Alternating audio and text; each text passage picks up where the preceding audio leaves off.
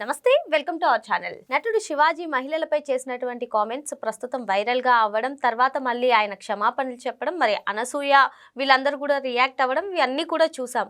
అసలు శివాజీ చేసినటువంటి కామెంట్స్ ని ఏ విధంగా చూడాలి తెలుసుకునే ప్రయత్నించేద్దాం. దీన్ని విశ్లేషించడానికి మనతో పాటుగా ఉన్నారు సోషల్ యాక్టివిస్ట్ శ్రీలీల గారు. నమస్తే మేడం. నమస్తే అమ్మా. ఓ సినిమా ఆడియో ఫంక్షన్ లో శివాజీ చేసినటువంటి కామెంట్స్ పెద్ద ఎత్తున దుమారం లేపాయి. చాలా మంది మహిళలు కూడా రియాక్ట్ అయ్యారు, చిన్మయి, అనసూయ వంటి వాళ్ళందరూ కూడా. మరి ఈరోజు చూసుకున్నట్లయితే శివాజీ మహిళా కమిషనర్ ముందు కూడా విచారణకు హాజరు కావడం, ఆయన క్షమాపణలు కూడా చెప్పారు. మరి ఈ కామెంట్స్ పైన వాళ్ళు రియాక్ట్ అయిన విధానం పైన మీ అభిప్రాయం ఏంటి మేడం? ఇక్కడ ఫస్ట్ ఈరోజు కొత్తగా ఇది జరిగిందా, అసలు శివాజీ గారు ఎందుకు మాట్లాడారు, ఆ మాటల వెనక అర్థం. నిధి అగర్వాల్ లూలు మాల్, మరి అక్కడ ఆవిడ ఎలాంటి వస్త్రధారణలో వెళ్ళారు, ఆవిడ మీద ఎలాంటి మిస్బిహేవియర్ జరిగింది, మరి ఆవిడ వస్త్రాలు పక్కకి తొలగిపోతే ఎవరైనా వీడియో తీస్తే ఆ అమ్మాయి జీవితాంతం ఆ వీడియోలు ఉంటాయి కదా, మరి ఆవిడ కెరీర్కి ఎంత ఇబ్బంది అని చెప్పేసి ఆయన అడగటం జరిగింది. మరి కాబట్టి ఒక వర్డ్ యూస్ చేశారు, అది రాంగ్ అని ఆయన మళ్ళీ చెప్పుకున్నారు. మరి గుమ్మడికాయల దొంగ ఎవరు అంటే భుజాలు తడుముకున్నట్లుగా. మరి మాకు అసలు ఏమాత్రం అభ్యంతరం లేదు, మేము ఇలానే ఉంటాము, చూసేవాళ్ళు చూడండి అన్నట్టు వాళ్ళ వస్త్రధారణతో వాళ్ళు ఫోటోలు షేర్ చేస్తూ ఉంటే సోషల్ మీడియాలో మా ఫోనుల్లోకి వస్తున్నాయి, మా నోర్లు మా ఇష్టం, మేము మాట్లాడతామనే వాళ్ళు కూడా మాట్లాడుతున్నారు. ఇవన్నీ కూడా ఈ వాదనలు ప్రతివాదనలు జరుగుతున్నాయి. అపోజ్ చేసేవాళ్ళు సపోర్ట్ చేసేవాళ్ళు చేస్తున్నారు. ఇదంతా గందరగోళం సృష్టిస్తున్నారు. కానీ మన భారతీయుల సంస్కృతి ఏంటి, మన సంప్రదాయం ఏంటి, మన కట్టుబొట్టు ఏంటి, మన పెద్దవాళ్ళు ఎందుకు ఆ లిమిట్స్ పెట్టారు అని అంటే, ఏదైనా ఆ గుప్పిడ మూసినంత వరకే ఉండిద్ది, ఓపెన్ చేస్తే ఏం లేదు. కాబట్టి ఏదైనా మనకంటూ కొన్ని మహిళ ఏదైనా చేయగలదు, ఏదైనా సాధించగలదు, ఎలాంటి వారినైనా సరే కంట్రోల్ చేయగలదు. మరి అదే కంట్రోల్ నువ్వు తప్పితే అవతల వ్యక్తులు కంట్రోల్లో ఉంటారా? నిన్న అదే జరిగింది లూలు మాల్లో. ఇది ఈ రోజున కొత్తగా శివాజీ గారు ఫేస్ చేసింది కాదు. గతంలో ఎస్పీ బాలసుబ్రహ్మణ్యం గారు, ఆ తర్వాత ఒక 11-10 ఇయర్స్ బ్యాక్ మన హీరో మురళీమోహన్ గారు అప్పుడు పార్లమెంట్లో ఉన్నప్పుడు ఆ రోజున ఆయన చాలా పద్ధతిగా, మురళీమోహన్ గారు, నా డాటర్స్ లాంటి వాళ్ళు, సిస్టర్స్ లాంటి వాళ్ళు, మీరందరూ కూడా మంచి వేషధారణలో ఉండాలి అంటే సిపిఎం లీడరు ఆవిడ బృంద, ఆవిడ కూడా చక్కగా రూపాయి బిళ్ళంత బొట్టు పెట్టుకుంటారు, మంచి నిండుగా చీర కట్టుకుంటారు, ఆవిడ కూడా ఖండించారు. మరి ఎందుకు అంటే, మీరేమో నిండుగా బట్టలు కట్టుకుంటారు, కట్టుకొని వాళ్ళకేమో సపోర్ట్ చేస్తారు, ఎలా ఉండిద్ది అది? మనం చెప్పాలి 10 మందికి, వాళ్ళ ఇష్టం అంటే ఓకే, మీరు ఎలాంటి ప్లేస్కి ఎలాంటి బట్టలు వేసుకో వెళ్ళాలి అనేది కూడా ఉన్నాయి కదా.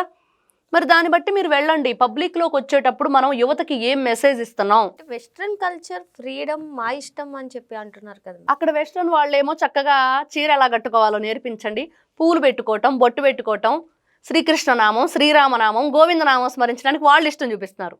ఎంతమంది వాళ్ళ కల్చర్లోంచి హిందూ సాంప్రదాయంలోకి వచ్చారో మనం ఎన్నో వీడియోలు ఈరోజు చూస్తున్నాం.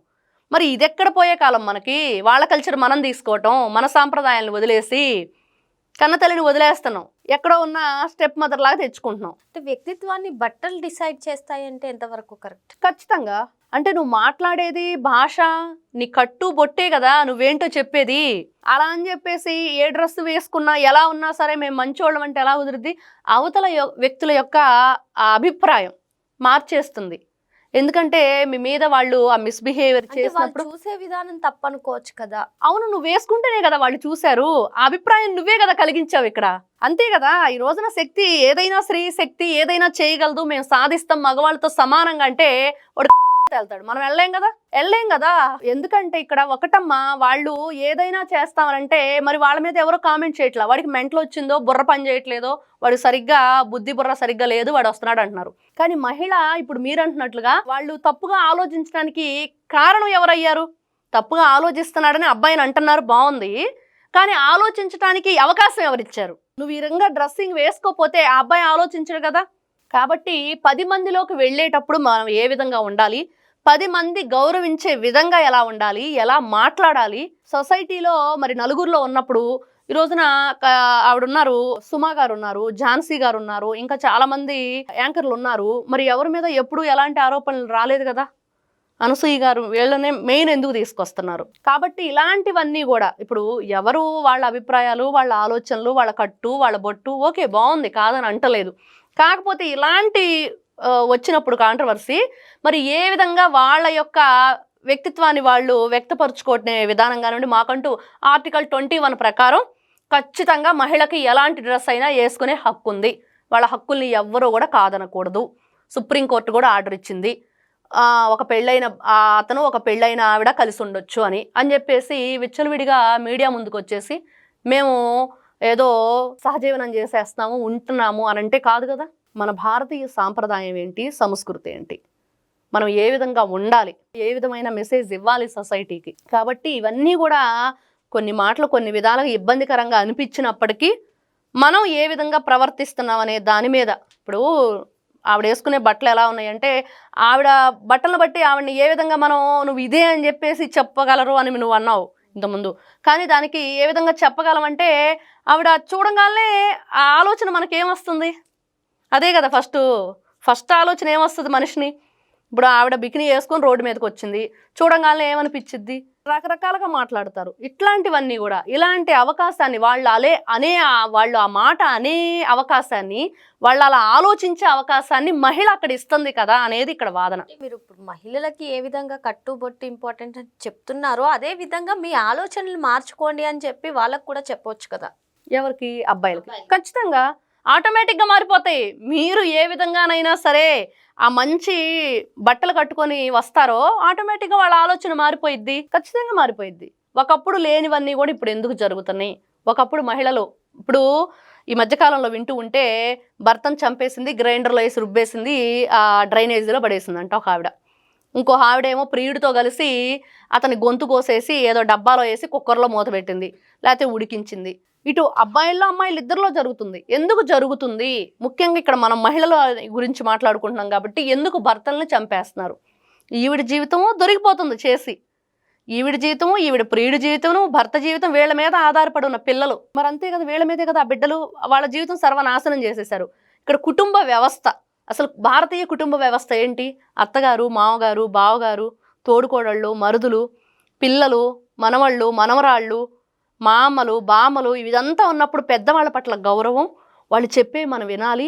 ఆ రూల్స్, దానికి ఏం పేరు పెట్టారు? వంటింటి కుందేళ్ళు చేసేస్తున్నారు, 4 గోళ్ల మధ్య బంధించేశారు, ఇంకా మమ్మల్ని బయటకు వచ్చి మాట్లాడే స్వేచ్ఛ లేదు.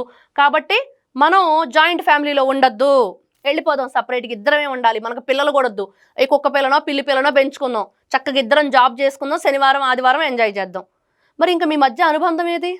ఆప్యాయత ఏది? మంచి కల్చర్ ఏది? ఇంకా ఎవరు చెప్తారు? అమ్మమ్మ నాన్నమ్మ ఉంటే చెప్తారు, అమ్మ మనం ఇలా ఉండాలమ్మా, ఇలా ఉంటే బాగుండిద్దని. అంతే కదా. పెద్దవాళ్ళ మాట చెద్దన్న మూట ఏదైనా సరే మనకి మన సంస్కృతి సాంప్రదాయం చాలా మంచి విలువైన గొప్ప గొప్ప మాటలు కానివ్వండి, గొప్ప గొప్ప ఆలోచనలు కానివ్వండి, అవన్నీ ఉన్నాయి. వాటిని మనం తీసుకురావాలి, నెక్స్ట్ తరాలకు ఇవ్వాలి. అది మన కల్చర్. మనం ఎందుకు దాన్ని కలుషితం చేస్తున్నాం మన కల్చర్ని అనేది ఇక్కడ పెద్ద క్వశ్చన్.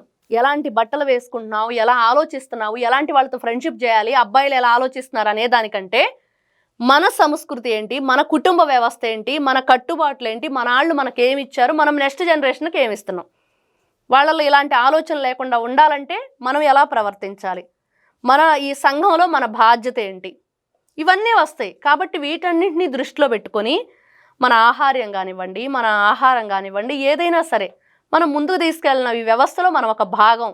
ఖచ్చితంగా మనం ఈ సొసైటీలో భాగస్వాములు అవ్వాలంటే, మనకంటూ సిటిజన్గా ఒక హక్కు ఉందంటే దాన్ని ఏ విధంగా మనం ఉపయోగించుకోవాలి, అవతల వ్యక్తులకి ఉపయోగించేలా మనం చేయాలి, ఉపయోగపడేలా. ఇలాంటివన్నీ ఉంటాయి. వీటన్నిటినీ రాజకీయంగా లేకపోతే ఇంకో విధంగా, లేకపోతే మా పర్సనల్ విషయాలు నీకెందుకు, మాయమేం చూపించుకుంటే మీకెందుకు అని చెప్పేసి ఎవరి ఇష్టం వచ్చినట్లు వాళ్ళు మాట్లాడుకుంటూ, ఎవరి ఇష్టం వచ్చినట్లు వాళ్ళు ఒకరి మీద ఒకరు సెటైర్లు వేసుకుంటూ, ఎవరి ఇష్టం వచ్చినట్లు వాళ్ళు అనేసుకుంటూ ఉంటే దానికి ఫుల్ స్టాప్ ఉండదు. ఆలోచన మార్చుకోవాలి. స్త్రీ ఒక శక్తి, ఆవిడ ఏదైనా చెయ్యగలదు అన్నప్పుడు సొసైటీలో మార్పు కూడా ఆవిడే చేయగలదు.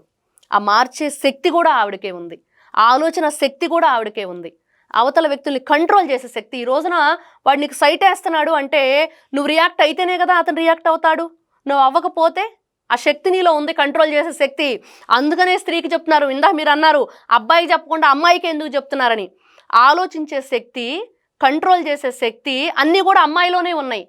అది చిన్నప్పటి నుంచి మనం అమ్మాయికే స్పెసిఫిక్గా ఇటువంటి చెప్పడం వల్ల మీరు అన్నట్టుగా అటువంటి శక్తి వస్తుంది. కానీ యాజ్ ఎ పేరెంట్స్గా చిన్నప్పటి నుంచి అబ్బాయిలకు కూడా అదే విధంగా చెప్పొచ్చు. ఖచ్చితంగా చెప్తారు. చెప్పట్లేదని ఎవరన్నారు? ఖచ్చితంగా చెప్తాం. అమ్మా ఇదిగో ఈ టైంలో మహిళలకి పీరియడ్స్ టైం అమ్మా, వాళ్ళు రెస్ట్ తీసుకోవాలి, నువ్వు హెల్ప్ చేయాలని ఖచ్చితంగా చెప్తాం. ఖచ్చితంగా ఉండిద్ది.